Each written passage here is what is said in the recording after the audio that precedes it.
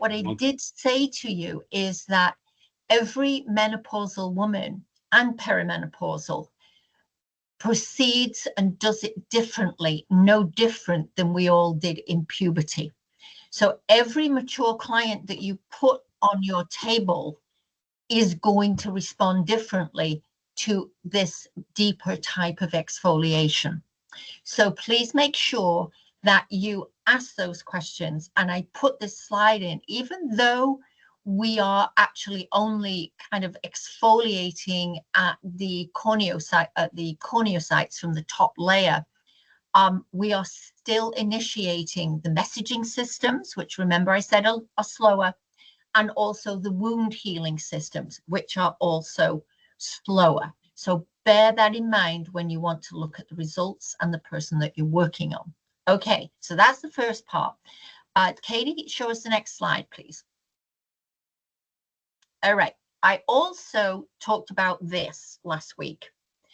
So you cannot, regardless of age, whether they're 17, 25, 30 something and upwards, we highly recommend that you do not do a peel on anybody whose barrier function is broken. So if the barrier is healthy, in other words, if it's broken, it will look pink, it will feel rough to the touch, she may consider herself as sensitive. This person has to go through a series of different other treatments before you can do the peels. Can you still exfoliate this particular type of skin? Yes, gently with your microfine from Eve Taylor or with the wild jam and licorice from TheraGenesis. Of course you can, but you're going to go gently and you're going to use products that are lipid based. So either your number 1 or your number 2 serum from Eve Taylor or your serum 45 from TheraGenesis. You're going to use creams that have oil-based lipids in them that contain ceramides and sphingolipids, phospholipids, all those things that the barrier needs to replenish itself. So you really do have to know your products. And once you are starting with barrier repair, you can also do hydration step by step. And again, to remind you from last week, if you are working on a mature client, you do need a delivery system for your hyaluronic acid or hyaluronic sodium hyaluronate in the formula in order to actually get that hyaluronic acid into the skin so it can do its job. So we need those hyaluronic serums, we need our oil-based serums, and then we need a really good moisturizer and cream to finish them off within the facial. So barrier function and hydration before you even consider peels. Once you are ready to peel the client's skin, now we can get into the pigmentation and we can go for the lift and firm or the acne, whatever it is that you are looking to treat. So those were I'll call them a few words of wisdom and experience before you start with your peels. So that's my reminder from last week and my update. So I'm going to hand over to Katie now, and Katie's going to take you through the peels, all the steps in the paperwork, and then I will probably come back to you at the end with some other alternatives that you can use as well. Okay, Katie, over to you. Thank you. All right, so we're going to be talking about the peels today, obviously. We're just going to do a little bit of review first, just so we're all on the same page of what we're talking about and skin anatomy and so on and so forth. So first, you probably have seen this before. We're just going to be looking at the layers of the skin. So we've got the epidermis, the dermis, and the hypodermis. So when you're doing peels, our main objective is to increase cellular turnover. So without peels, usually it's 28 to 40 plus days for your cells to turn over. 28 when you're younger, up to like 30, 35 then your cell turnover starts slowing down and you get up to 40 plus. So exfoliation, it helps stimulate new cell production, maintains the healthy barrier. But we're only going to be looking at the epidermis. So this is just a review on the layers of the epidermis. Hopefully you're familiar. We've got like the stratum corneum, which we're going to be mainly looking at with our peels. The lucidum is palms of the hands, soles of the feet. Then we've got the granulosum, the spinosum, the upper and lower, and then we've got the germinativum. So let's talk skin defense systems. So we've got our acid mantle and our lipid barrier, which are very, very important to have in good working condition before we do any peels or anything that's going to wound the skin. The healing is not going to be as good. It's going to cause more problems, right? So the acid mantle, it's a thin, protective, and slightly acidic film, acidic. So it's composed of the sebum, the sweat, and the dead skin cells. It just helps you prevent and defend against bacteria, environmental threats, so pollution, bacteria. If you're like touching your face, it's going to help protect against that, and it's going to help support the barrier function with the lipid barrier. So the lipid barrier, it's located in the stratum corneum. And it prevents moisture loss and keeps irritants out. So if you can picture a brick wall, you've got the mortar in between. The lipid barrier is the mortar. So if your lipid barrier is degraded, it's not in good working condition, water can get out and bacteria, environmental threats can get in. So that's going to cause some problems. You're going to see the pink and red skin. You're going to have some sensitivity. You're going to have the dryness. So that's just something to keep an eye out for before you do any peels. And then we've got the immune cells. So we've got the Langerhans cells. So they detect threats and then they trigger the immune responses. And we've got the mast cells in the macrophages. They react to the injury and the allergen. So if your skin does detect like an allergen or some bacteria or anything like that, it's going to induce an immune response and you're going to see that on the skin. So let's talk exfoliation. So I'm sure you guys are familiar with these products. So physical, we've got like the scrubs, brushes, we've got the microdermabrasion. And then the enzymatic, we've got like the pumpkin and the pineapple and papaya, which you guys are familiar with. That's in the microfine, as well as the enzyme peel. You can do the physical and enzymatic together. I'm sure you guys are aware of doing like a double exfoliation. So you can do your exfoliating scrub and then you can do your microfine and then go on through your facial from there.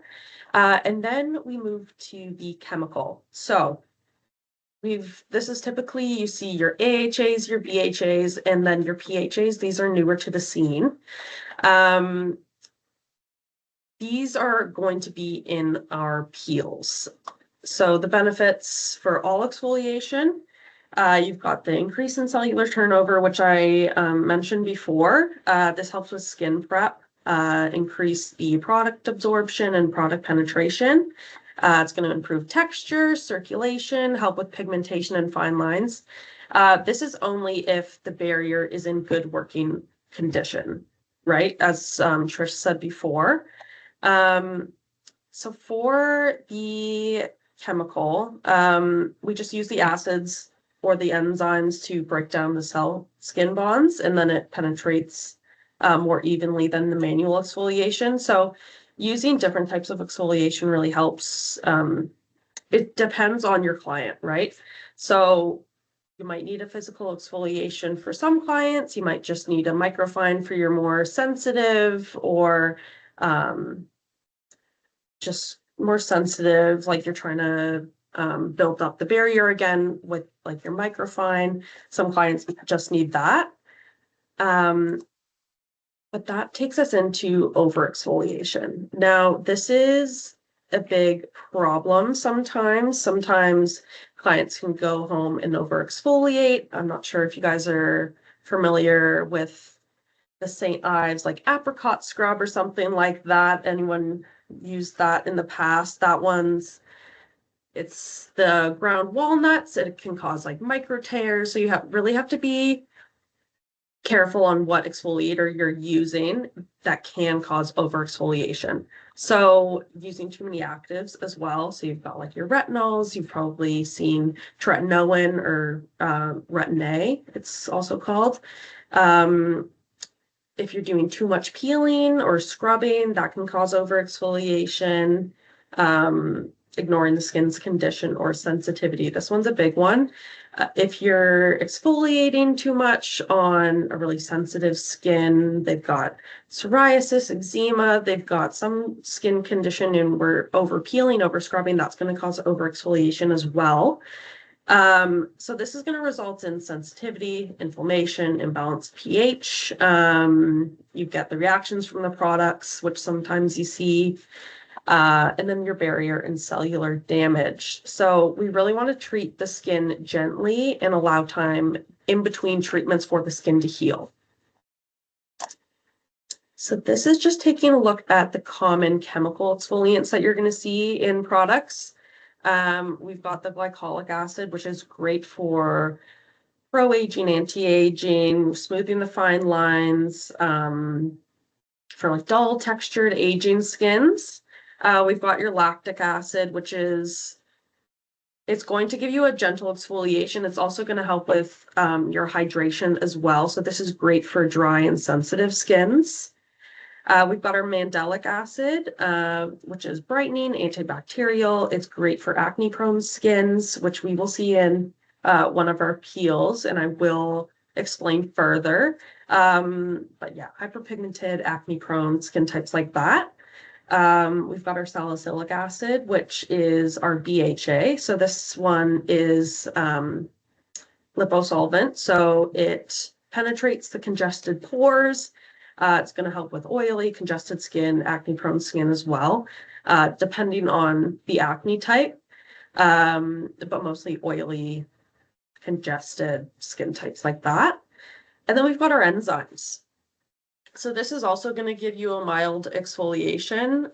It's not acidic. It's great for sensitive skins, reactive skins. Again, if we're trying to build the barrier, this is going to be your go-to for exfoliation. The indications: dull skin, uneven skin texture, fine lines. We've gone over that. But basically, just a review of the acid. So how it works is we're creating an inflammatory response. So we're going to increase cellular turnover. We're going to induce the wound healing process. So for peels in Ontario. So in Ontario, estheticians, we can only use, it's a max of 30% total acid volume with a pH of 3.0. Anything below a pH of 3.0, that's you're getting into your medical peels. And then over 30% total acid volume, you're getting into your medical peels as well. So we're only, it's in our scope of practice to only do very superficial to superficial peels. And it's very important to understand skin anatomy, the exfoliant types, and treatment safety before we do any peels on any client. Another thing to take, yep. Katie, can I just make a comment on that to you too? Yep. One of the things, ladies, that when you get out into the field, I want you to be really careful of is all of the peels that are crossing the border into Canada. The Americans do not have the same scope of practice that we do. And if you are in business and you're using one of a peel that's coming from the USA and it's not registered with Health Canada, which is actually happening today as we speak, and if the percentages are over what Katie just spoke to you about, and you get a reaction, what is going to happen? You are going to open yourself up to a liable lawsuit. It will, your insurance, when you're in business, your insurance will cover you for your scope of practice and the pH and the percentages as we have stated. Beyond that, if you're using a different type of product and you get a reaction and you can't deal with it and your client chooses to call you out on it, your insurance company is not going to support you once you get down to the nitty-gritty. So I do want to stress that this 30% total acid volume on your screen and 3.0 pH is your limit for safety and good practice. That's it. So, okay, Katie, thanks. I just wanted to, Sharon here. Thank you, Trish, for saying that. I actually know of a situation in Peterborough, not with our product line, obviously, but that's happening right now. I know the person it happened on. It happens. Yeah. Yes. Okay. Right. Yes, it does happen. And you've got to be very careful. The Americans are, shall we say, a little carefree because their rules are so different. Bio-repeal is a big one that's coming to Canada along with others. So that's the one. Yeah. Oh, bio-repeal. Okay. I thought it might be. Yeah. They're often at 40%. And you are going to get a very powerful reaction on the skin, particularly if your client is mature skin and doesn't have the healing capacity, or if the skin is sensitive, or you've not had proper training, you really do have a major situation on your hands. So thanks for sharing, Sharon. I appreciate that. Thank you. Okay, Katie, back to you. Okay, so another thing to keep in mind, consider is the hormones and the timing of the exfoliation. So in this diagram here, let's see if I can circle here. Oh, it won't let me. No problem.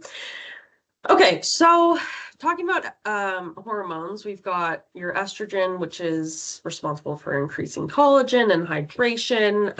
Your progesterone, it increases oil and sensitivity. So in the chart here, you're going to see at the end of the cycle, the progesterone starts to curve down, as well as the estrogen.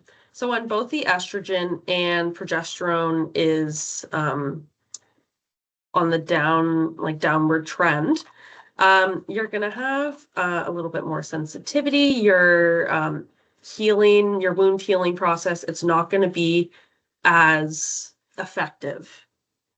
So that's something to really keep in mind when you're starting your peel series. You're starting your first peel on a client.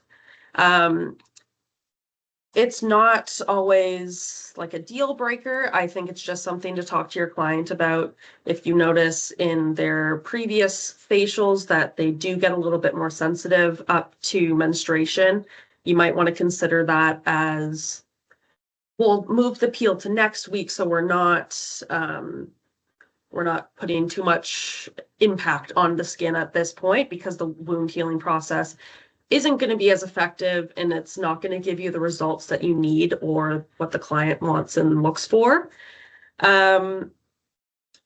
It's just something to talk to your client about, right? So, right. Yeah. Quickie, sorry. The question obviously comes in, if your client is menopausal and doesn't have a menstrual cycle, how do you know where she's at? So menopausal women still have their circadian rhythm. And yes, they are still, having blips of the bit of estrogen that they have and the downturn and everything else that you see. You just don't know where they are at. So what you need to do is just go carefully, do 1 or 2 layers, monitor the response time and the wound healing time, and just get a good feel for how she is responding to everything. Because once the menopausal, we have no clue. We have no menstrual cycle. So we have no obvious signs that we can follow. So just a quick note there, just tread carefully. So talking about peels now in specific, so a series of less is more. So with our peels, you're going to have no downtime. So you're not going to have like the major peeling and flaking and stuff like that. You might have mild flaking, but you're not going to have the crazy reactions that you've seen on social media. You're not going to have like the peeling around the mouth, none of that. So our main goal is to have healthy skin. So less is more. Be very careful with peels, be very mindful of like the skin reactions. So our peels are based on the number of layers. So we can do up to 7 layers with our peels each time, and you can do like a series of 4 to 6 depending on the client needs. So as I've said in the third row there, so a gentle treatment delivers more dramatic and consistent outcomes. Whereas if you're more aggressive, it can irritate, worsen, and cause inflammation. And it can be very uncomfortable for the client, which our main goal is to have the client comfortable, relaxed. And you can have that with these peels as like they don't cause major burning. That's the main goal, is to have your client relaxed, have your client see results that they're looking for, and just have them want to come back. Because if they have a really bad experience with a peel, if it hurts really bad, they're going to be a little bit hesitant to do the second peel in the series, right? So yeah. So let's talk about consultation. So before we even get the client on the bed, we're going to want them to fill out a health history form, and you're going to want to review it with your client. A lot of clients fill out the form. They don't really understand why we're asking these questions, what to put down, what they think is irrelevant might be really relevant to their skin health and the treatments that we're doing. So you're going to want to discuss the health history, double check for any contraindications, which we will go over.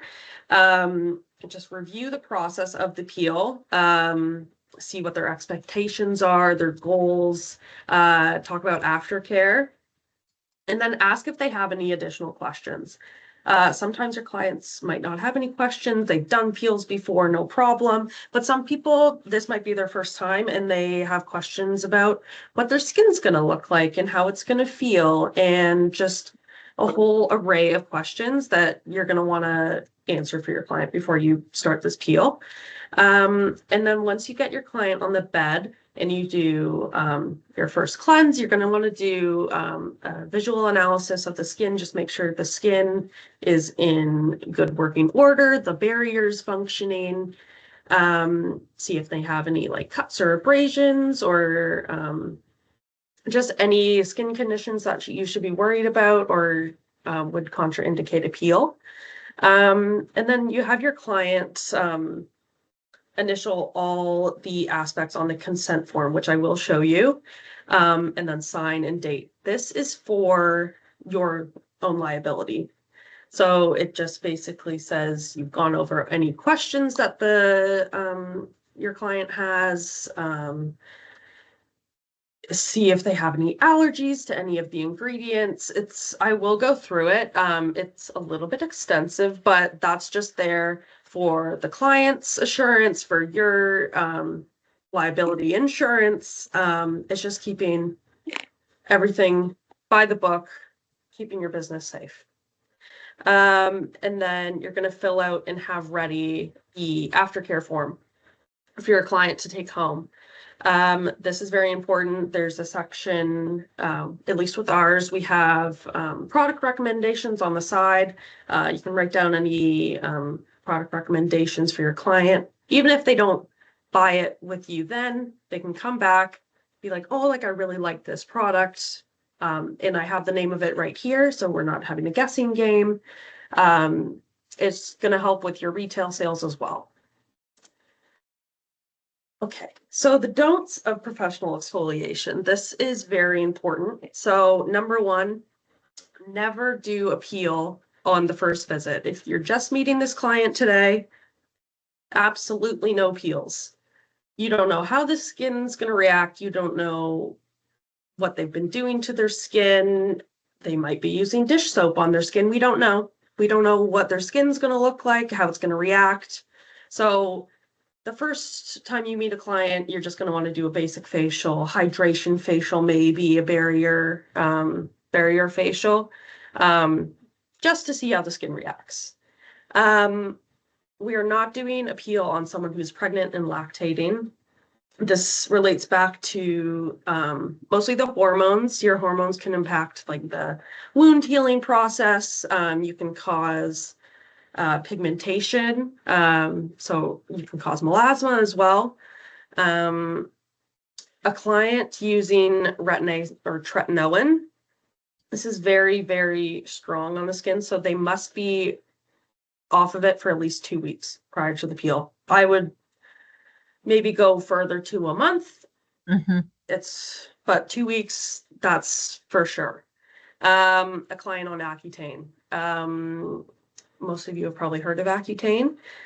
This must be stopped at least 6 months before you do a peel of any sort.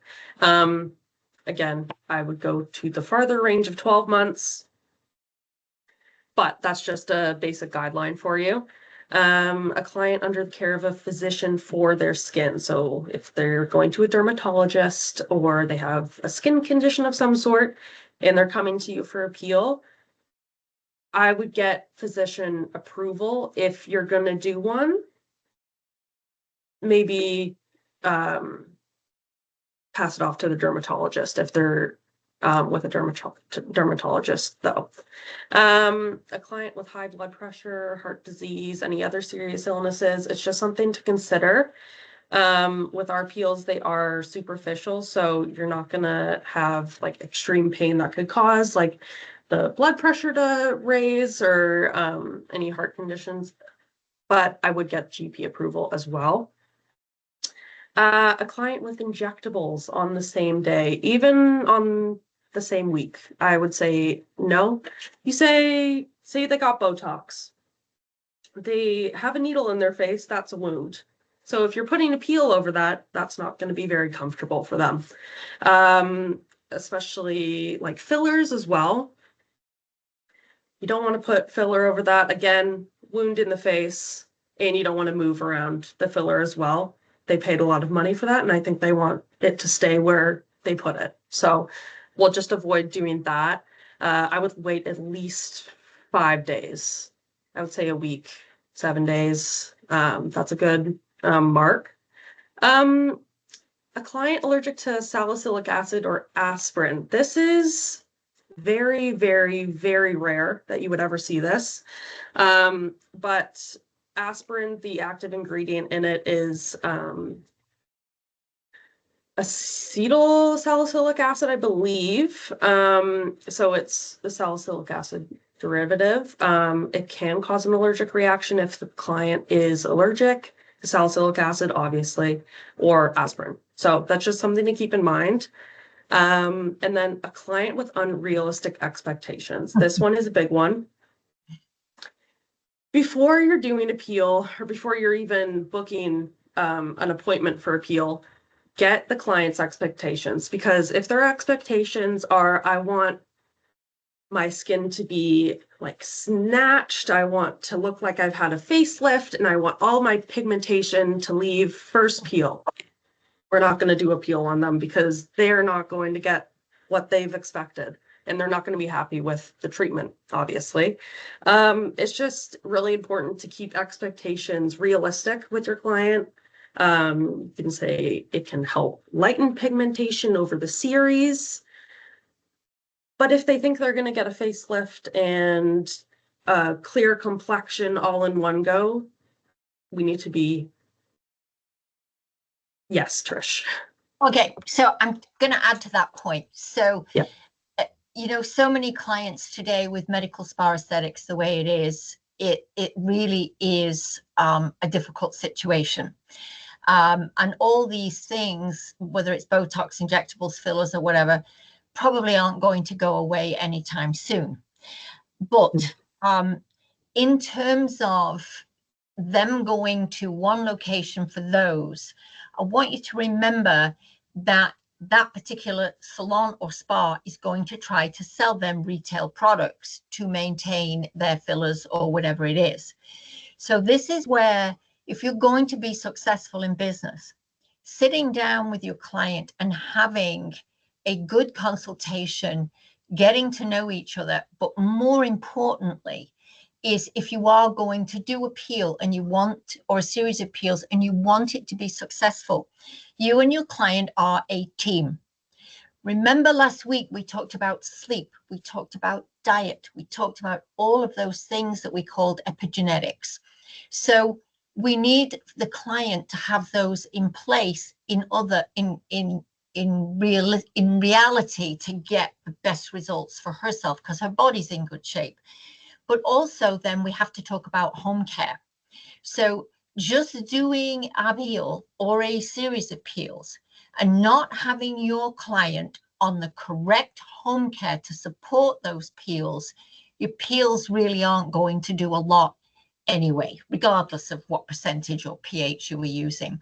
So if you are doing pigmentation or lift and firm in particular, then make sure that your client is going to be home care compliant. That is really, really important. One of the things we do with TheraGenesis is we have small kits that are in decent travel sizes.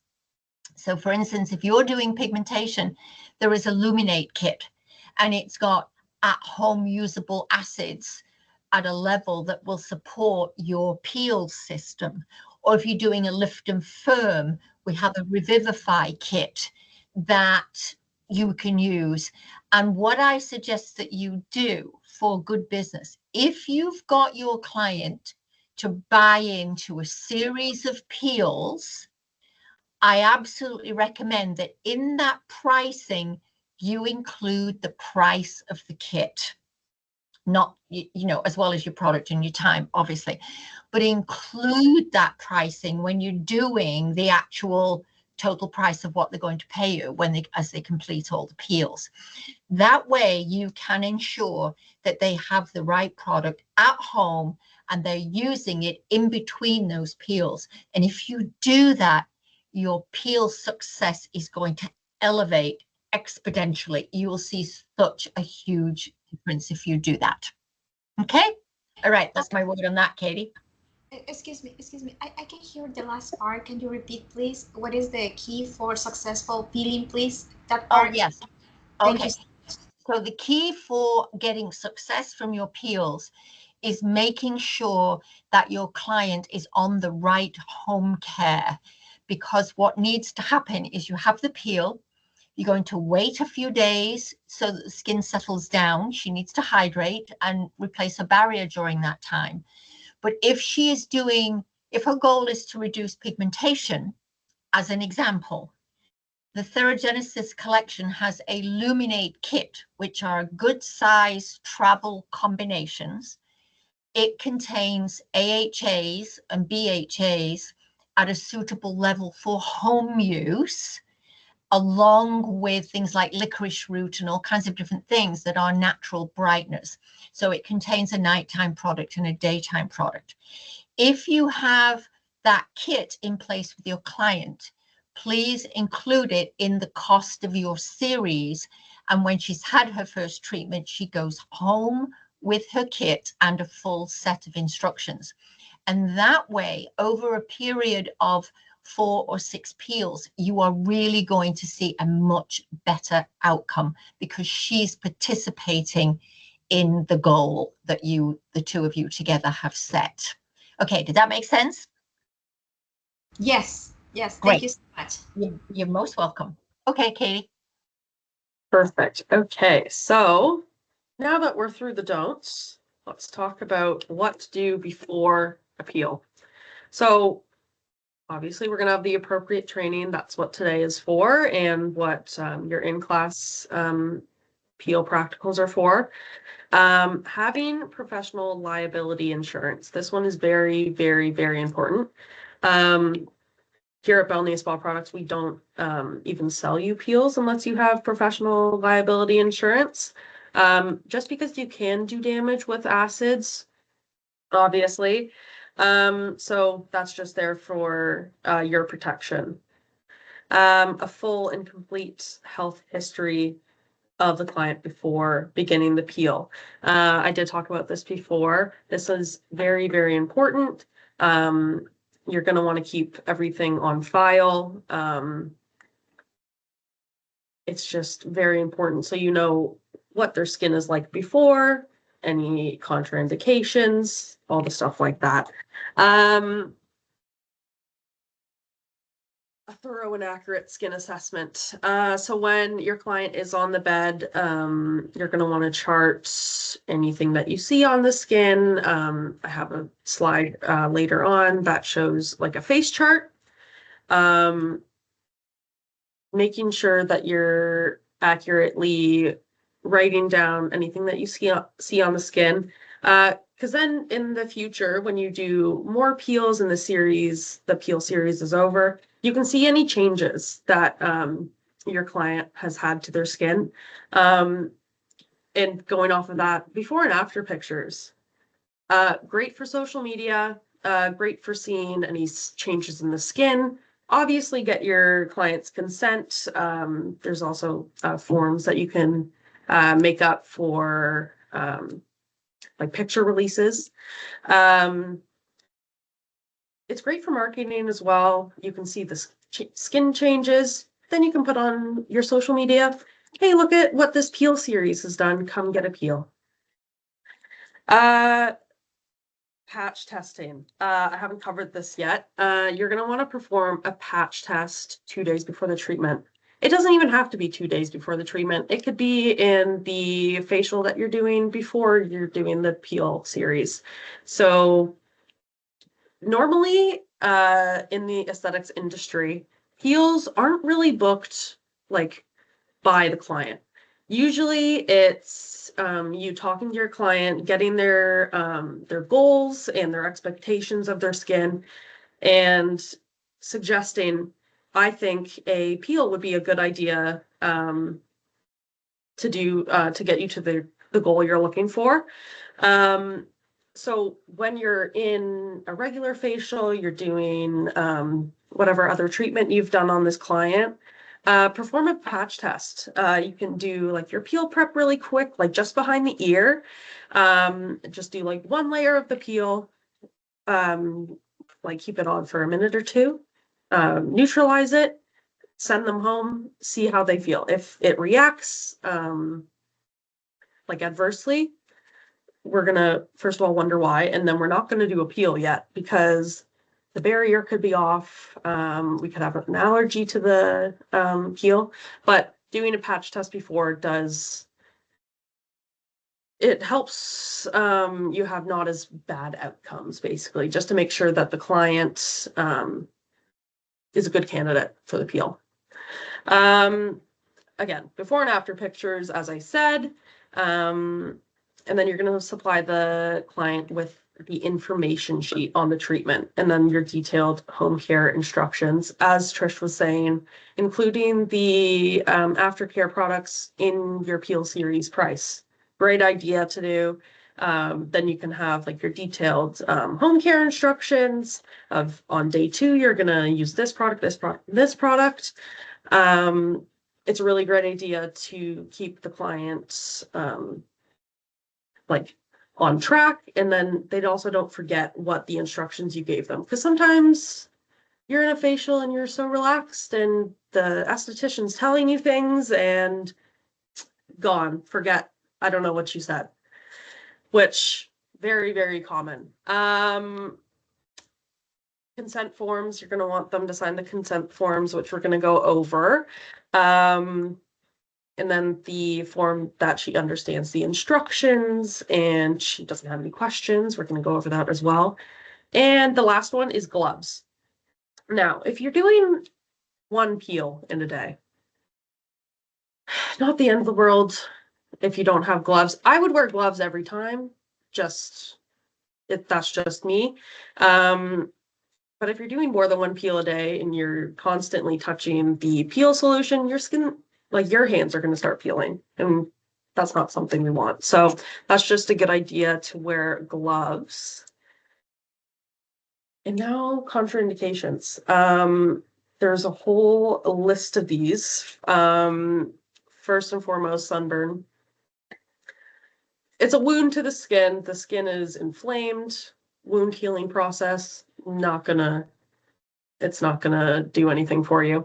And putting a peel over a sunburn, I'm sure you all know how a sunburn feels. I don't think putting acid on that would feel good.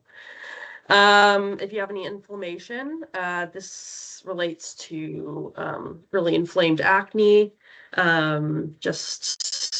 If you have like chronic systemic inflammation, which I think Trish talked about last week.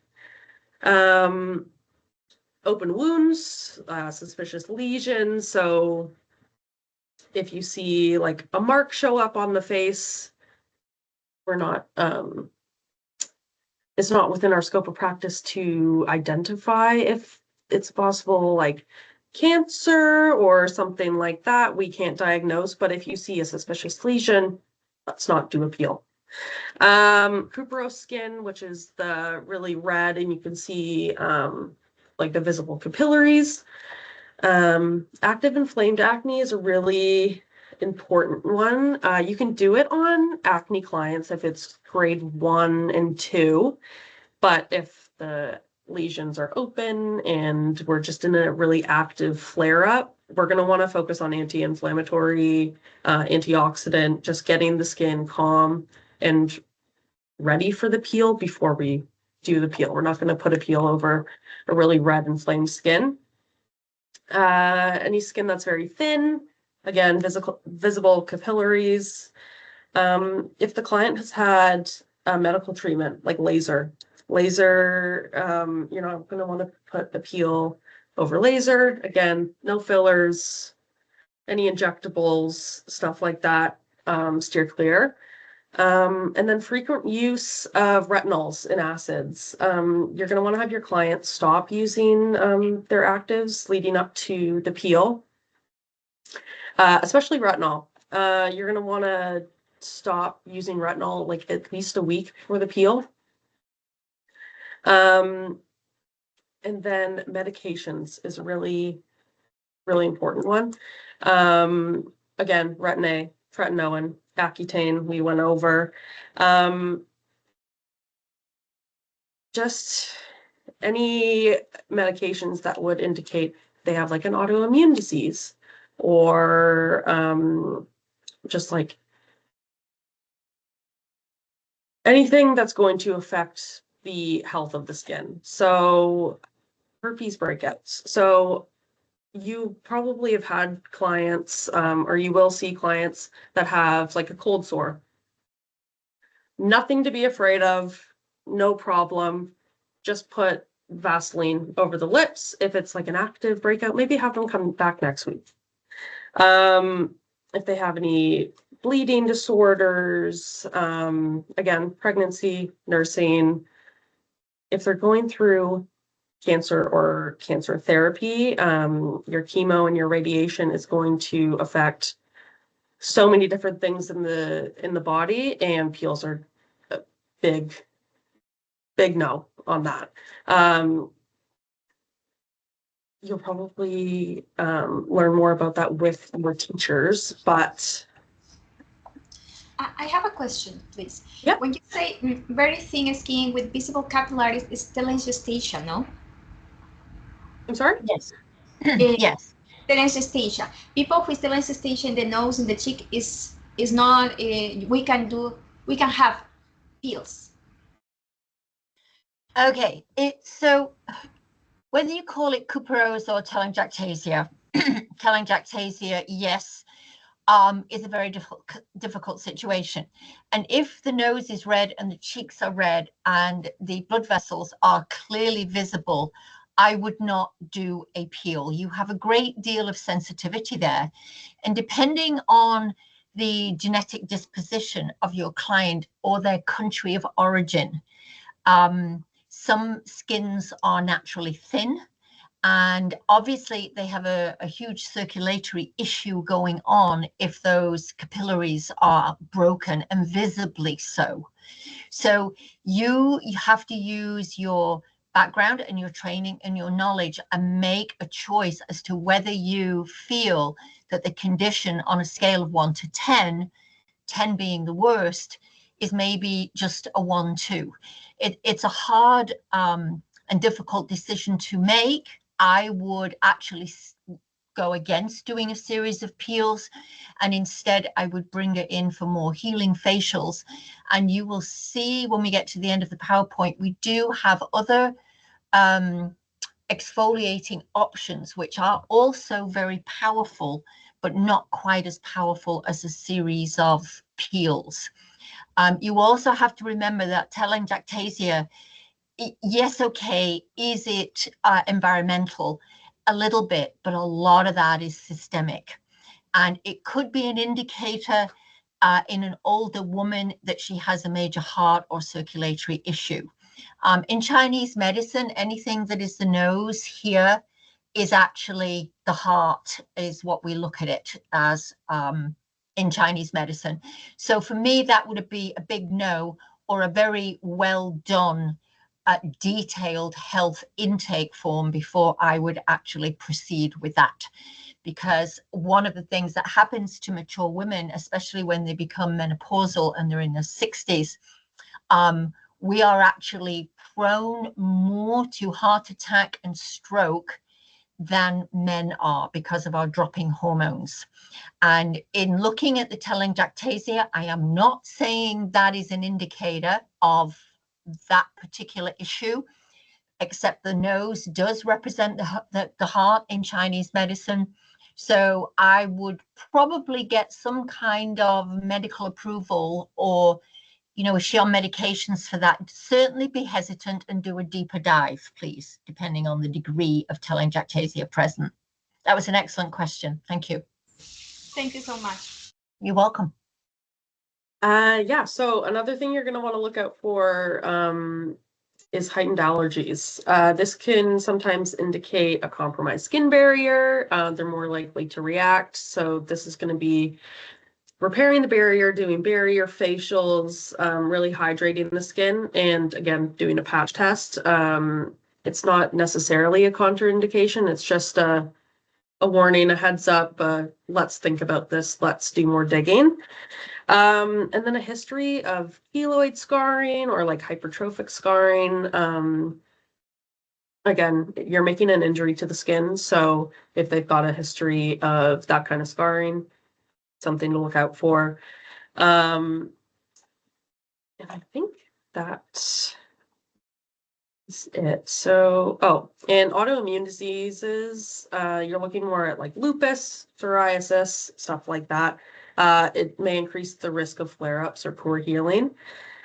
And recent waxing. This one's a big one as well. If they've just got their eyebrows done yesterday, let's wait a week to do a peel on them. Again, it's going to sting. If you have your eyebrows waxed or you've had facial waxing and you've put an active ingredient on it, it's going to sting, right? So we're going to want to avoid doing that. In terms of medications that cause photosensitivity as well, you're going to want to do your research on the medications that your client is taking, just so you know that the effects on the skin. And doing a peel anyways with like on normal skin, you're going to cause photosensitivity because you're taking off a few layers of the skin, right? So it's just something to keep in mind. Blood thinners, you can increase the risk of bruising.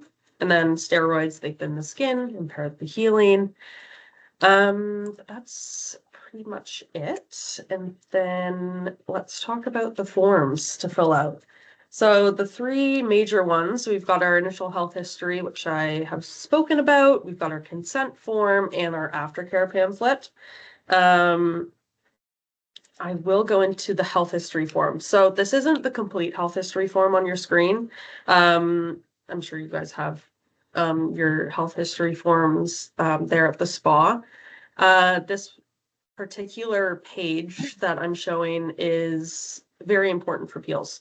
So at the top, we've got the face chart. So this is where you're going to chart everything you see on the skin, if they've got an active breakout, if they've got melasma, if they've have dehydration, anything like that, you're going to chart, do a symbol, and then write down what you see. You're going to do the Fitzpatrick type, which in today's day and age is not all-encompassing of how the skin's going to react, but it's a good first step to seeing just like general skin tone, seeing if they burn in the sun, if they tan sometimes, stuff like that. And then writing down their main skin concerns. This is just for your charting, so when they come back, you can give yourself a little refresher on why they came in the first time. And then at the bottom is the type of peel used, the number of layers, the date, and you're just going to sign off. This just helps you remember what you've done to this on this client's skin in the past. So say we did our first peel, we used Triplicity, and we did 4 layers. We're going to write that down, date it. And then the next time you say, oh, I did 4 layers, like, let's see how the skin reacts. This time you say, okay, I did Triplicity. This time I got up to 5 layers. It's just a charting system, just so you can see how the skin reacts and see the progression. Okay. Can I just make a note? Consent. Yeah. This is Erica. So when you go in and work into the spa, not every spa does that charting.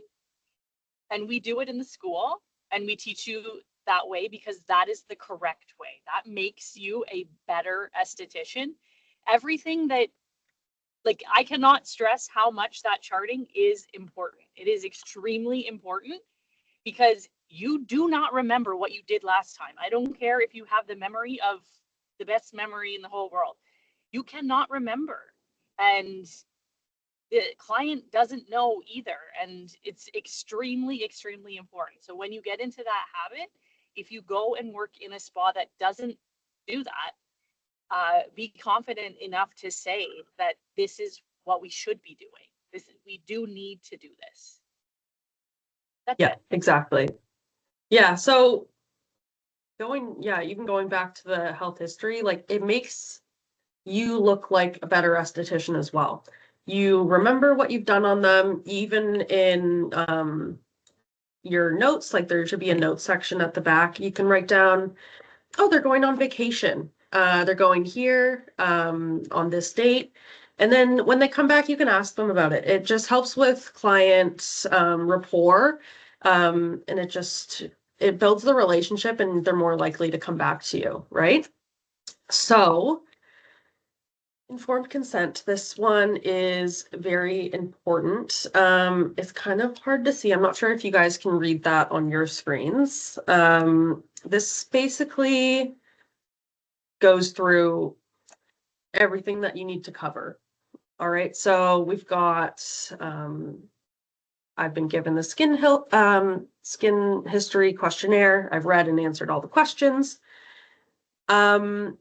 Before I go through this, though, this is one that you're going to want to sit down with your client and go through with them. Don't give them a clipboard and walk away and go do something else.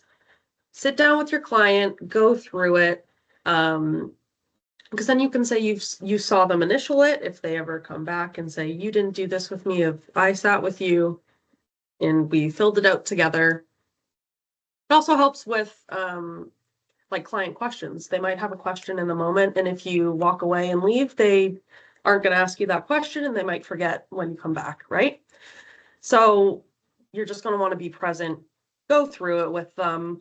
But basically, this informed consent says I've given the skin history questionnaire, we've gone through any questions, I've answered truthfully, I've been really thorough with the questionnaire, I've discussed any further questions I may have with my skin specialist.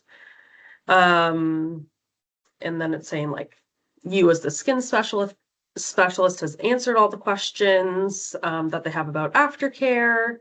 I acknowledge my obligations to closely follow the aftercare instructions and visit my skincare specialist for a post-peel treatment as specified. So that's just keeping them on top of their aftercare. So aftercare is, I would say, 80 to 90% of the skin journey, right? You're not just going to see results from your facials. You're going to see most of the results over time through the aftercare. And then aftercare, especially after a peel, is very, very important.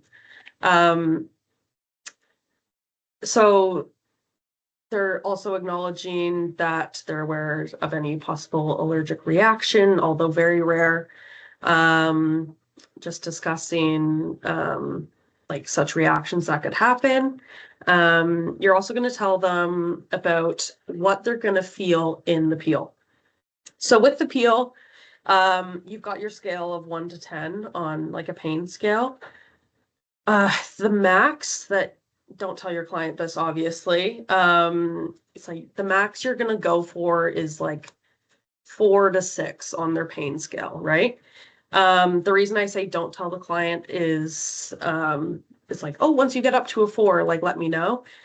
Some clients think that the more layers they do, the more pain they feel, the more results they're going to get, right?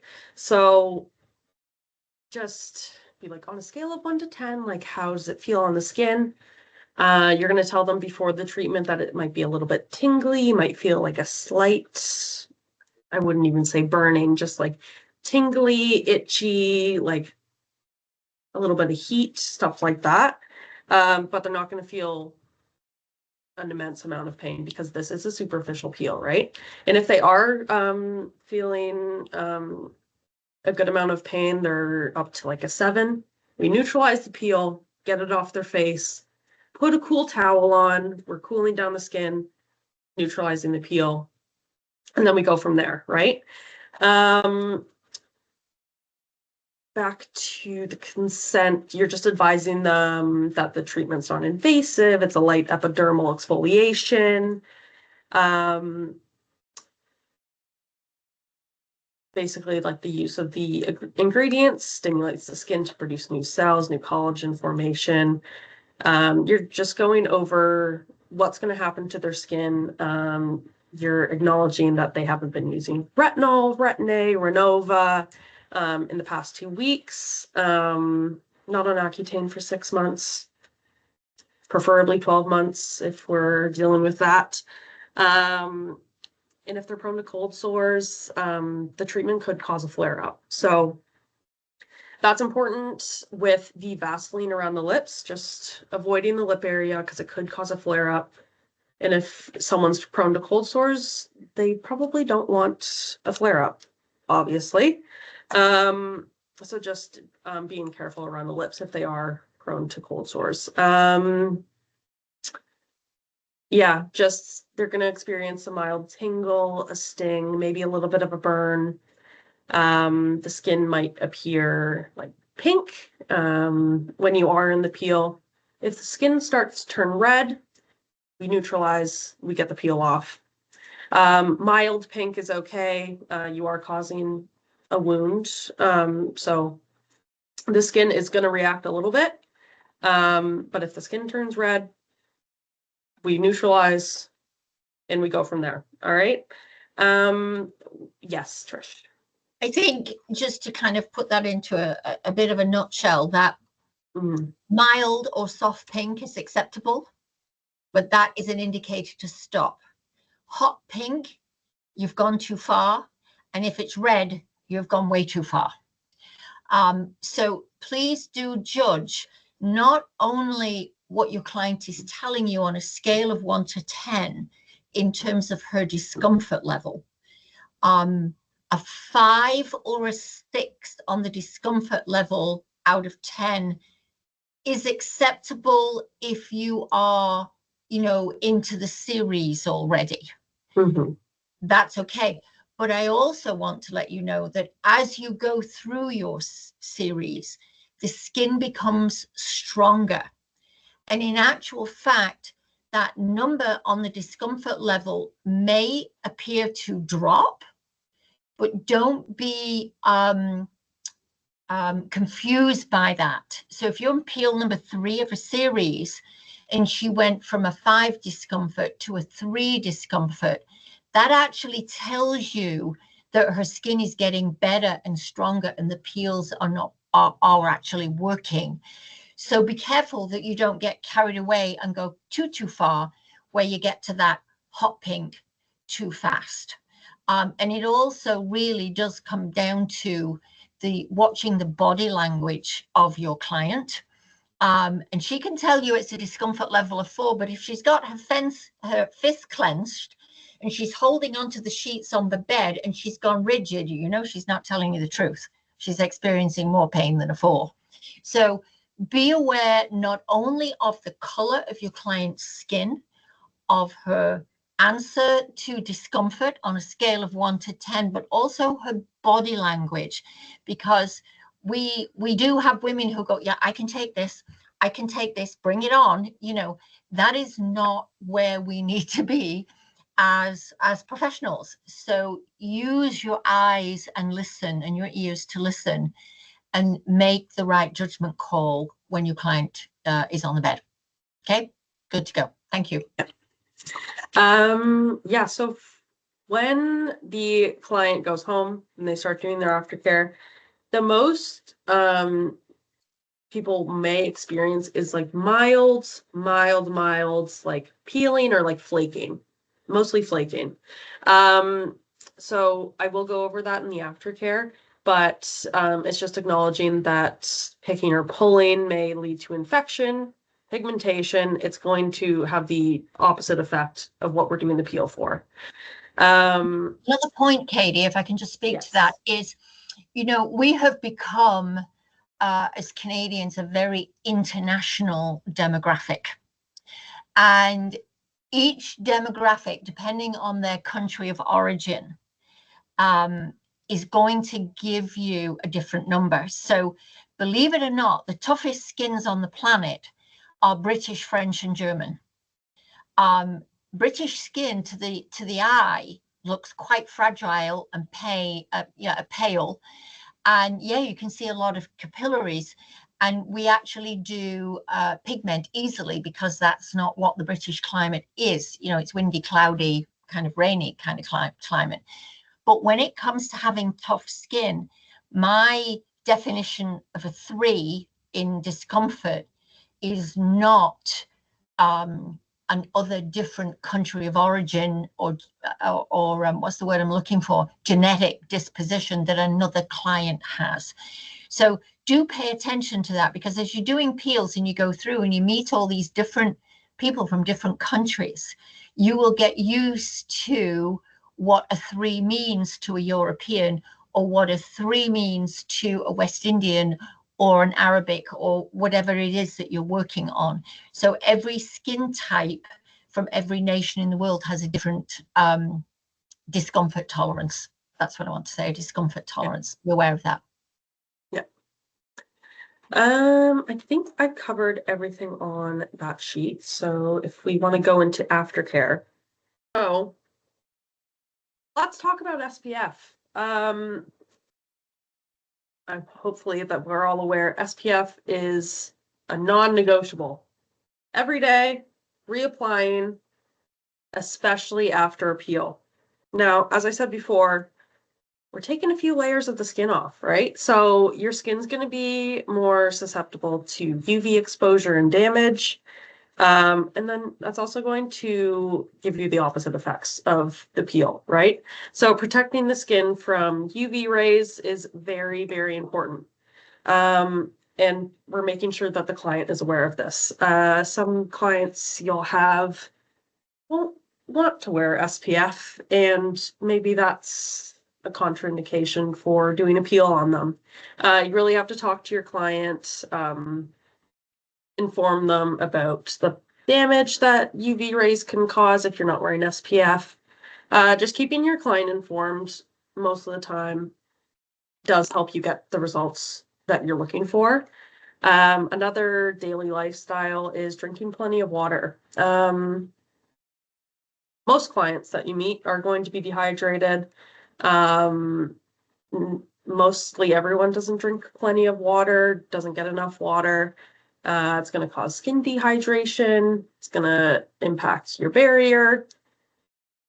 Just drinking a lot of water, especially after the peel. Now, day one, so immediately after the peel, your skin may feel more sensitive, show signs of redness, feel a little bit warm. Advising the client, again, avoid sun exposure. We're wearing a hat, big sunglasses, putting on SPF. If they don't have to go outside that day, that's preferable. Just tell them to take it easy, avoid the sun, no hot showers. It's going to be your facial aftercare, like your regular facial aftercare, the no hot showers, no saunas, don't go swimming, just all of that, right? So it's going to be that. Don't apply makeup the following day if possible. Another thing you might see when you're practicing is clients coming in for facial like peels right before an event. This is probably not the best idea, as we know. If they do have a big event coming up, let's talk about it 6 to 8 weeks beforehand, and then we can get their skin looking how they want it to. Not doing a peel the day before because their skin might be more red. You're not going to want to put makeup on because that's going to affect the healing process, right? You might introduce bacteria, cause a breakout. That's very important to tell your client, and just making sure that we're planning the peel correctly in the calendar, basically working with what they've got going on. The evening of the treatment, you're going to advise them to lightly cleanse the skin using an appropriate cleanser. So this would be something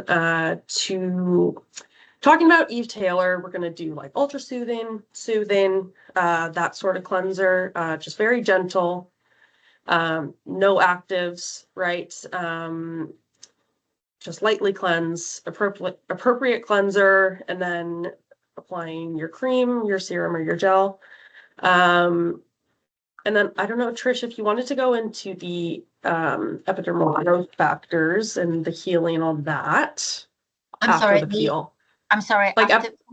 Like growth factors, stem cells, peptides after peels. Yes. So it depends who's having the peel. If your client is clearly very menopausal, almost menopausal, or definitely menopausal and postmenopausal, your home care really does need to contain some form of growth factors, peptides, and stem cells, as we talked about in the previous PowerPoint. That way you are supplementing her healing capacity, and therefore, again, she's going to get a much better result from the peel experience. So it really does depend on who your client is as to what you offer. And again, it's no different that when we were talking about during the peel series that we have this home care. Now the peel series is finished, we need that home care. And it all comes down to age and lifestyle.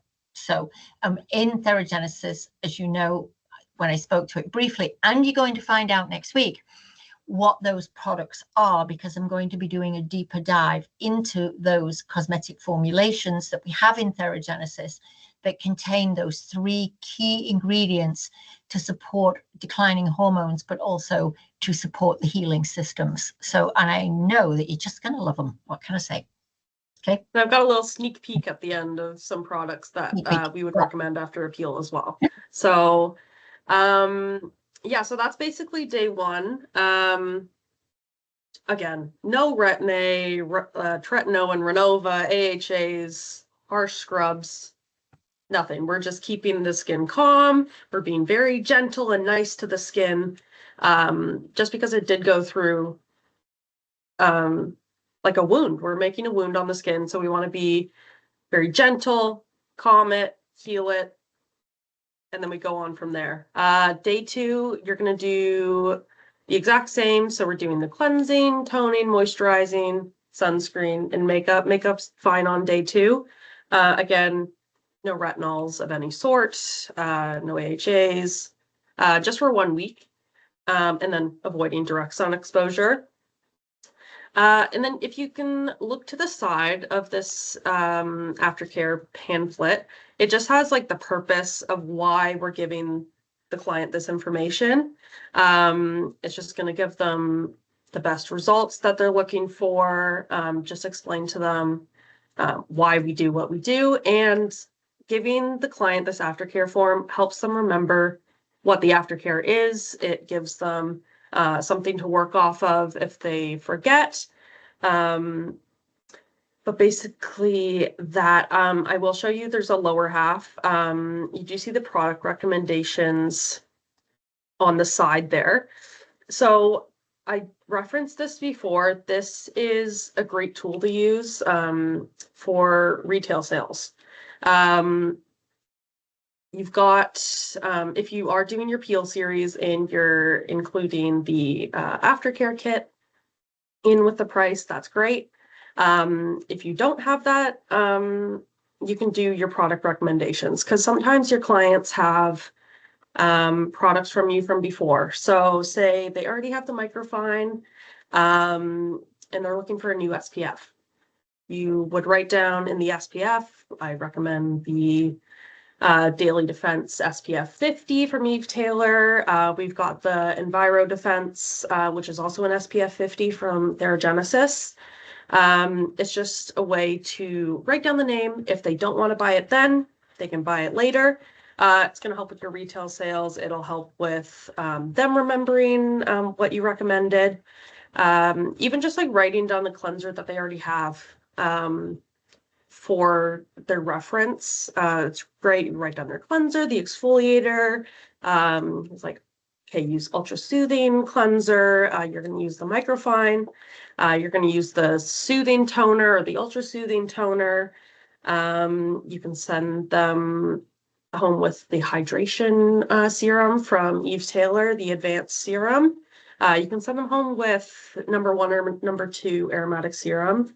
Adding that in, and send them home with the soothing mask, stuff like that. Just writing it down is really going to help with them remembering, you remembering, and your sales, which is great for business.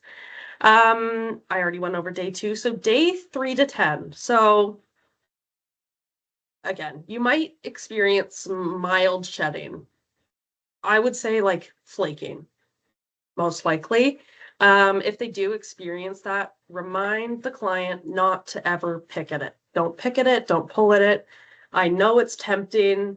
It's just, you just pick it off and oops, but then you cause some pigmentation. You can cause an infection. We just don't want to do it, right? So just advising them to do a mild exfoliator. So you've got your enzyme exfoliator, so your microfine or the wild yam and licorice, which I'm going to talk about next.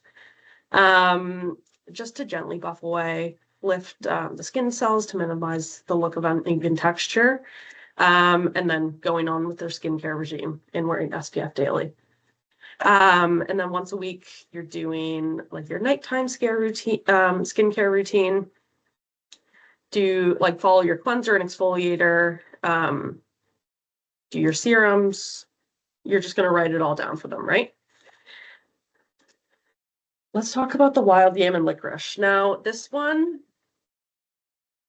when you do your peel, like with the microfine, you can power blend this. So what we mean by that is when you're doing your cleanse, you can add in the wild yam and licorice into the cleanser, add a little bit of water, and then that's your cleanse and exfoliation. So you save time, you're getting both the benefits of the cleanse and the exfoliation. So this one in particular, it's mature and aging skin, sensitive skins. It can be used on anyone.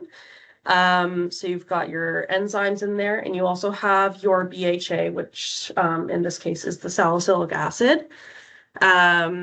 So we've got the papain and bromelain enzymes, which you see in your microfine as well. That's just going to help gently exfoliate, dissolve the protein bonds between the skin cells just to lift away, renew the skin. You've got your salicylic acid, which is the lipid soluble exfoliant, clears pores, reduces inflammation. This also has the rice and potato starch. So you have a very, very soft mechanical exfoliation as well. And this is going to help calm, hydrate, brighten the skin, right? And then this also has wild yam. As in the name, we have wild yam, which is very anti-inflammatory. You've got your antioxidants in there. You have your depigmenting properties. It's going to support cell regeneration, DNA synthesis, protect against sun damage, hyperpigmentation, collagen loss. This one is very jam-packed with amazing, amazing ingredients.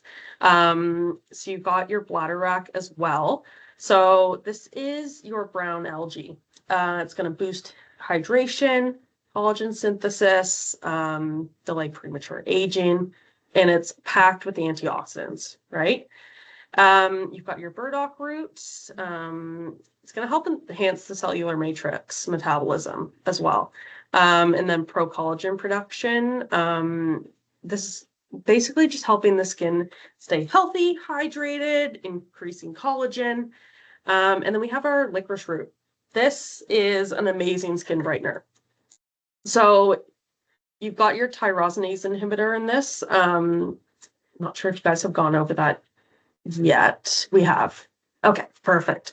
Just reduces pigmentation and inflammation, gentle, and it's an alternative to hydroquinone, which can cause some not so nice effects on the skin for some people, which we don't want the risk of, right? Now let's talk about the peels. Okay, so this is our peel prep.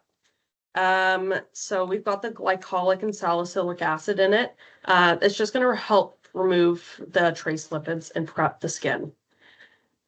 Now, the thing about this peel prep is it also is going to reduce potential irritation and inflammation because we've got the chamomile, calendula, comfrey, and camellia, which is green tea. You've got your antioxidants in there, your calming benefits. It's really going to help prepare the skin for optimal peel results, right? So this is for all skin types. You can also use this when you are dermaplaning as well to prep the skin. It's just going to help remove the surface oils, the impurities, and then you can go into your peels. Now this one is Renovar. This one is our heavy hitter. This is mature, pigmented, fine lines and wrinkles. You've got your glycolic acid in there. This one, again, this is the 30% total acid volume, the 3.0 pH. It's going to help you reduce fine lines and wrinkles, refine surface texture, lighten pigmentation, and it's excellent for dry, mature skin, as it also has the healing benefits. I see someone has their hand up. It's me here. Sorry Yes. to interrupt, but I have a quick question. I don't want to forget it. So referring to the 30% acid, so if two peels are both labeled like 30%, for example, glycolic and mandelic, why is the client experience and like the results or the outcome so different? And like, how do we as estheticians explain that beyond just a molecular size of the product? When you're talking about that, is it different acids in the peels, but just same total acid volume?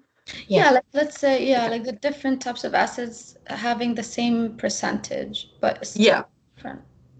Yeah, so you are going to get different results from the different acids. So if you have a 30% glycolic and then a 30% lactic, the molecular sizes are different, so they are going to penetrate to different depths. Glycolic is obviously more heavy hitting, so it's going to cause it might cause more stinging and burning and stuff like that. How to explain it to a client? I would just say, Trish, what would you say for that? I would say that each of the peels are containing different acids. So really it's not really to do with the molecular size per se. It is where the peel is derived from, and it's more about the overall chemical structure than it is anything. And the reason we have different peels is to suit different skin types and different skin concerns. So when you look at Renova, this is what Katie said, it's the heavy hitter, and it's the heavy hitter because it's glycolic acid. Glycolic acid compared to the gentleness of mandelic acid, which is in the other peel, they are two completely different creatures. So no different than you have this cream for that skin and another cream for a different skin. It's the content within it and the active ingredients. So each AHA and BHA have different properties, are derived from different, excuse me, plant-based products.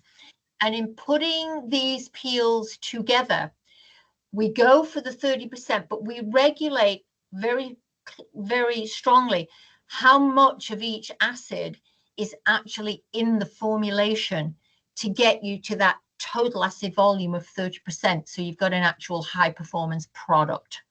So for instance, Health Canada of recent, actually probably about 10 to 12 months ago, we used to be able to have a 10 or a 20% salicylic acid. That is against the rules now. We can only have a 2%. So it is the one AHA or BHA that is heavily regulated that way. Why they did it, heaven only knows, but they did. It's the salicylic aspect again. So the Renova is actually 15% glycolic, and we calm it down because glycolic acid by itself can be quite drying and can really give your skin a giant buzz. So that's not what we want. So we mediate it with lactic, which is really, really hydrating. So that what you have between the two acids is high performance, but very powerful results. The triplicity peel is a whole different creature in the fact that it does have that mandelic acid, which is a lot softer. It has a very anti-inflammatory type of approach to it. So it's really just taking whichever peel is more suitable to your client's skin. And that's what we've given you, is something for everybody. Does that make sense? Yes, thanks for clarification. You're Appreciate very that. welcome. My pleasure. Right, and that takes us into Renovar and the acids in it. So we've got the glycolic acid, we've got the lactic acid. The lactic acid is going to help with the hydration as well in the skin brightening, which the glycolic acid can be drying, as Trish said. And then we also have hydration and skin conditioning ingredients in here as well. So we've got the niacinamide, so it's going to help strengthen the barrier, reduce redness and inflammation, brighten the skin, fade hyperpigmentation. Now, when I say that, mildly fade hyperpigmentation, it's not like a bio repeal, right? We're not gonna do that much, but over a series, you're gonna gradually lighten hyperpigmentation. And it has antioxidant protection as well in niacinamide. And then we have the sodium PCA and urea. So these are both humectants. So they attract moisture to the skin, help hold moisture in the skin. And then urea is also a keratolytic. So it helps break down and remove dead skin cells as well. So we've got our heavy hitter, and then we have triplicity. Now, this is your all skin types. This one is the one that I would use on your first peel on a client. Doesn't matter who the client is, what skin type they have. I would use triplicity because this is a little bit gentler. You can use it on sensitive skins if it's very sensitive. maybe we're not doing a peel on it, but if it's a little bit sensitive, we can use Triplicity on it. And then mature skins, obviously. Again, 30% total acid volume, 3.0 pH. And this one has got your mandelic, your lactic, and your salicylic acid. And as Trish said, she mentioned the hyperpigmentation aspect of mandelic acid. This is great for your post-breakout marks as well. So if you've got like PIH or PIE, this one's a good go-to. Your melasma, your dark spots from sun exposure. This is a really good peel to use. Again, your lactic, as I said before, hydrating, great for sensitive and dry skins. And it actually boosts the ceramide production in your skin as well. So this is going to help keep your skin healthy, keep the moisture barrier healthy and strong, which is what we ultimately are aiming to do when we're dealing with skin, right? And then we also have our salicylic acid. So as I said before, it goes deep into the pore lining, and it basically clears out the mix of the oil and debris in the pore, which can cause clogging and potentially acne breakouts.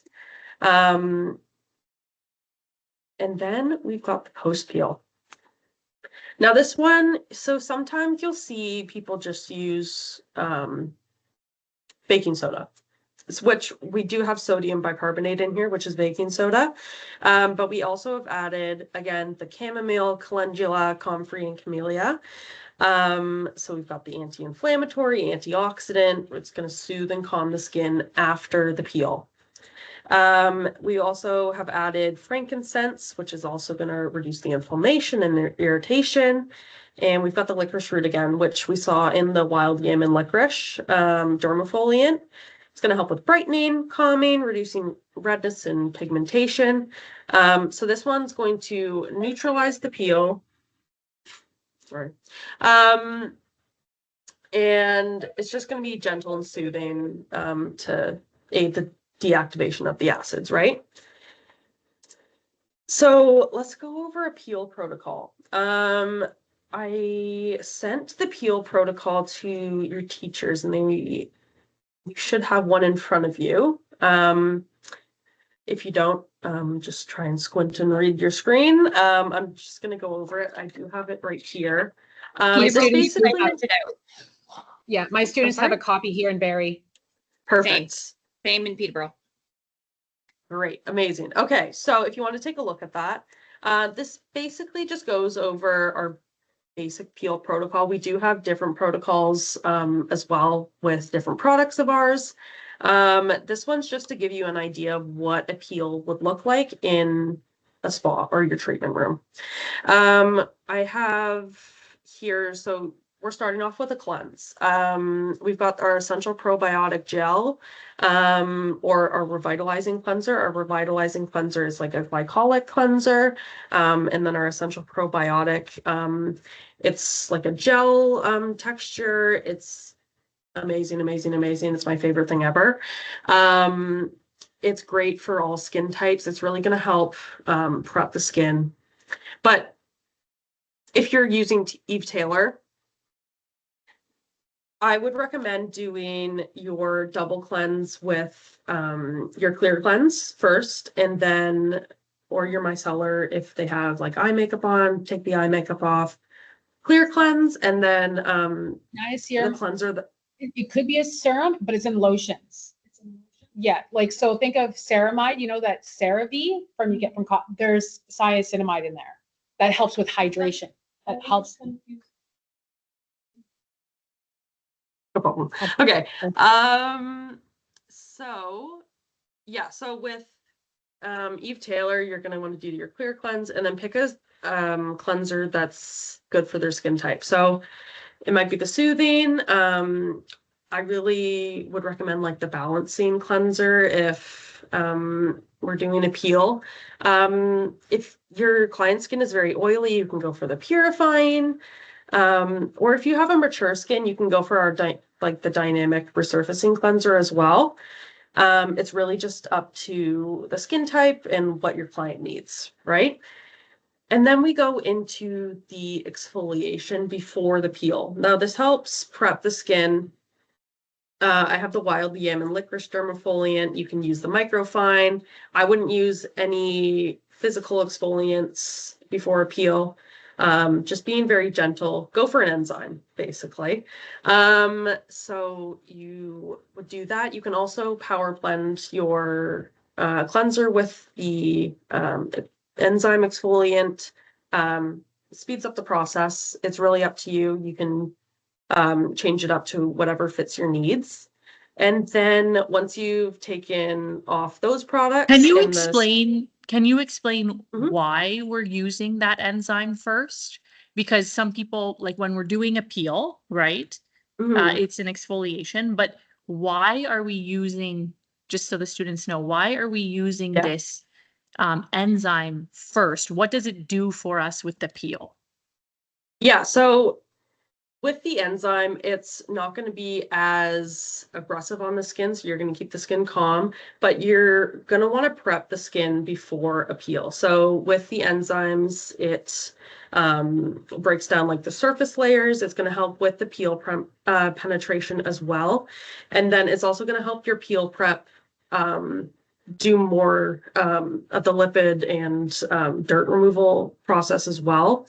It's basically to just take a little layer off so we have more peel penetration, if that makes sense. Yes, thank you. So it's making our Perfect. peel work better on, you know, Yes. rather than just all of the surface dead skin, it's removing extra dead skin. Yes. All right. So then we're going to go in with our peel prep. I'm not sure if you guys have learned about the application of the peel. We like to do it we do it horizontal and then you do vertical. So when you start off, just for instance, you would put the peel horizontal across the forehead, working horizontally down, doing like beside the eyes, all the way down to the bottom of the neck, right? And then on your next layer, you're going to work vertically, but you're going to start where you ended off with your last layer. So you're going to start at the bottom of the neck.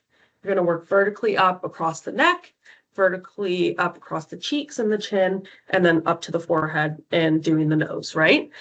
This just helps keep the peel even and making sure we're not putting like too much peel on like the very sensitive areas, which is like the cheek and the nose. So you're going to have like, by the time you get to those areas, you have less of the peel on your cotton pad. And then it's just keeping it very even so you're not missing any patches, right? So you're going to put 5 pumps of the peel prep onto like a clean 2x2. So if you have like your 4x4s, you can just cut them into 4. And then you've got a good square piece to work with. So you're going to put 5 pumps on there and work horizontally down the face. You can do 2 rounds of the peel prep. I personally do it. It's up to you. 1 round is completely fine. And then you're going to pick the peel that you're going to do on your client. So again, if you got your mature clients, you're going to pick the Renovar. If you're doing triplicity, it's up to you. Now, this peel protocol is from before we changed the consistency of the triplicity. Now, it used to be a little bit thicker, so you could put it in a bowl and brush it on the skin. We have kind of lightened it up, made it more similar to our Renovar, so it is liquidy. So it's the same protocol for both. And it's going to help you layer more. So with the Renovar or the triplicity, you're going to put 5 to 6 pumps onto the cotton pad, working horizontally down the face, or if you did your peel prep horizontally, we're going to go up. We're just alternating vertical and horizontal motions across the face. So once you put a layer on the face, we're asking the client how they're feeling, any sensations. If they do have sensations, is it in a like specific area? Is it their whole face? We're really just trying to get a good understanding of what they're feeling, what their pain scale's at. Again, just communicating with your client. And then after 1 minute to 3 minutes, depending on if you can see the peel like soak into the skin, then you're going to do your second round, and you're going to go on and so forth with your layers. Now, with these peels, again, it's a maximum of 7 layers. Most likely you will not get to 7 layers with a client, especially on the first go. It's really just up to their pain scale. So if they get up to say, oh, like I'm at a 4, say, okay, like we're going to neutralize now, because when we get to the peel neutralizer, the skin might kind of flare up more. So you might feel a little bit more pain before the sensations start to go away. So it might heighten a little bit and then it'll go down. So once you go in with the peel neutralizer, we're doing the same horizontal or vertical movements onto the skin. And then once you've applied the post-peel neutralizer, you're going to go in with 4x4s with water. You're going to keep wiping the skin until there's absolutely no sensation, right? So that's just making sure all the acid is neutralized, because we don't want to send the client home with acid still working on the skin, because it's going to over exfoliate. It's going to burn, right? So you go in with the 4x4s with damp, cool water. You can also put a cool towel on after that as well. And then you're going to go in with your post-care products.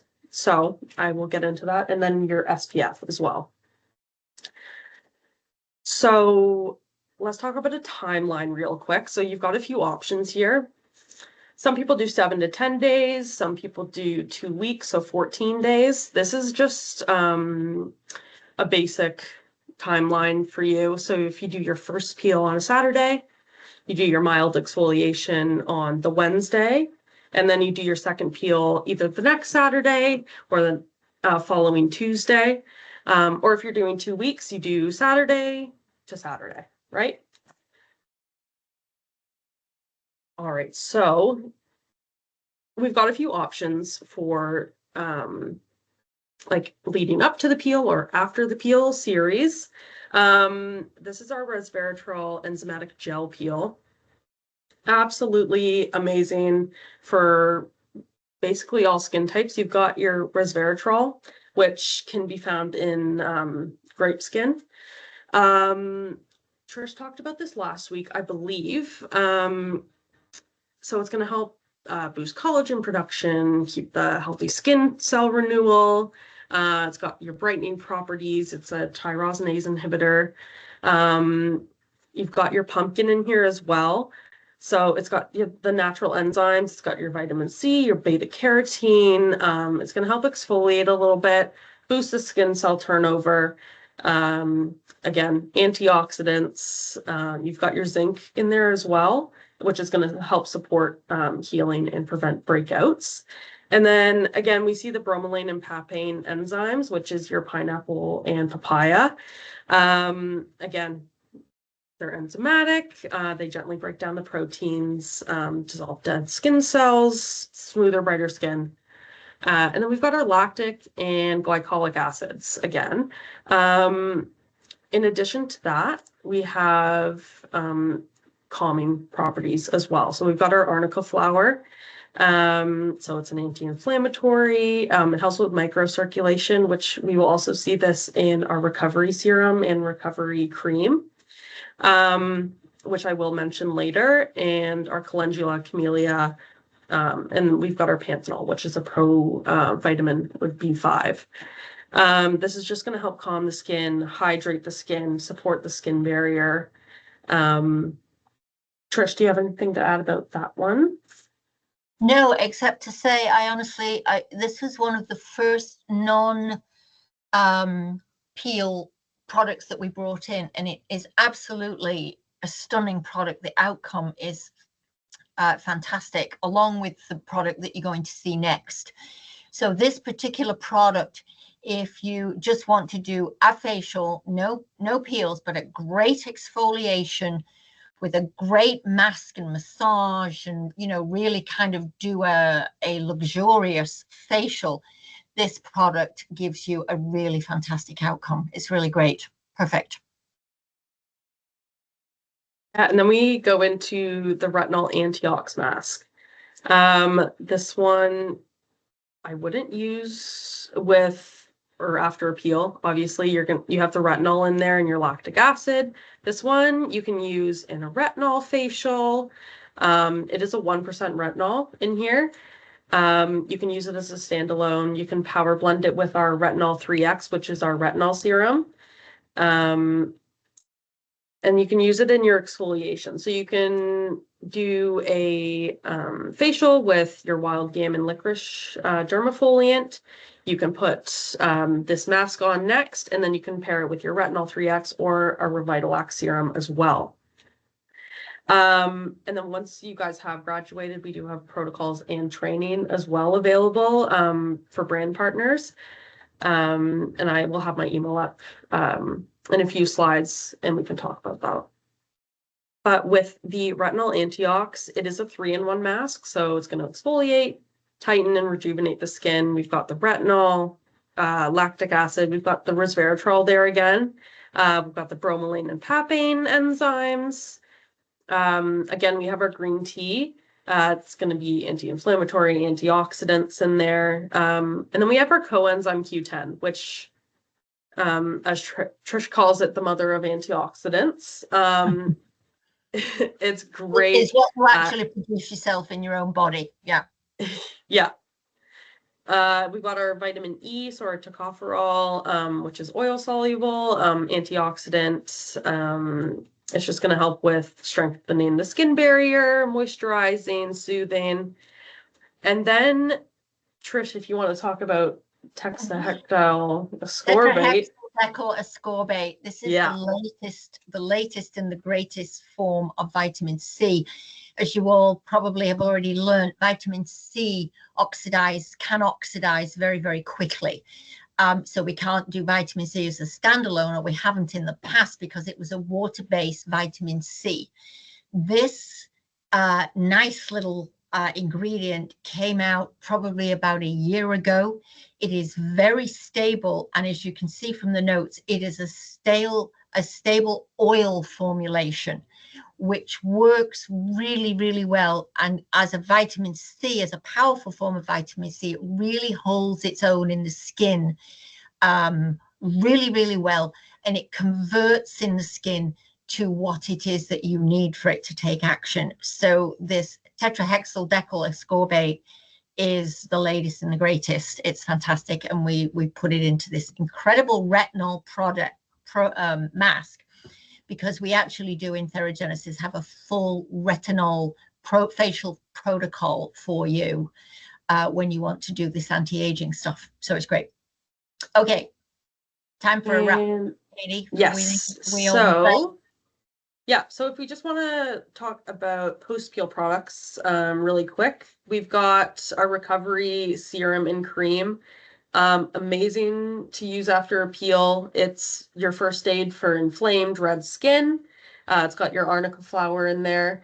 It's going to help with the healing process, your wound healing process. As you can see here, I've got the serum 45 there, so it's going to help with your barrier repair. We've got our Hydrolift serum as well, which has the encapsulated delivery of hyaluronic acid, which is very important in mature skins, because in skins that are, we've got our younger skins, they can take hyaluronic acid more easily. With the Hydrolift, with the encapsulated delivery, it goes deeper into the skin and then basically blows up like a balloon and absorbs the water that's evaporating from the dermis. So it's going to help lift and just hydrate your skin, right? And then let's talk about the DNA repair cream really quick. We just relaunched this. This was our most popular product.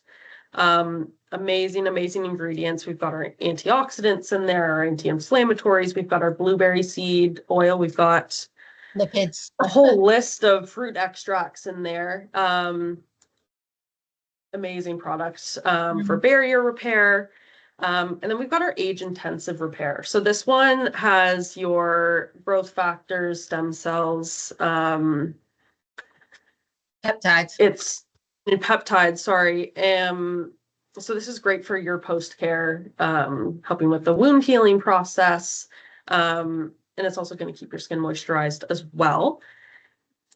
And then that takes us to, we've got a class coming up. If anyone is interested, we've got a dermaplaning class coming on October 20th. I believe the price we have now is $225. So that includes a dermaplaning kit. So you've got your handle, you've got your pack of 10 blades, and then the blade remover. And then we also have included a professional size of our aromatic serum. Most likely it'll be either 1 or 2. It's up to you. So that will also, you can use it in the class as well. It is an in-person here in Burlington. But if anyone has any questions, you can call our 1-800 number. You can email customer service, which is me. You can email for orders, sales. If you're interested in becoming a brand partner once you graduated, you can send us an email about that or go to our website. And then follow us on socials. Now, on our socials, we've got education on skin. Trish is doing a little series on PMS and the different types of PMS. We've done PMS-A so far. Next is going to be PMS-D. So if you want to learn more about that, you can follow us at TheraGenesis Skincare on Instagram and Facebook. We also have Eve Taylor and Bion in there as well. I do educational posts on there as well. So if you're interested in that, you want to learn more, give us a follow on that.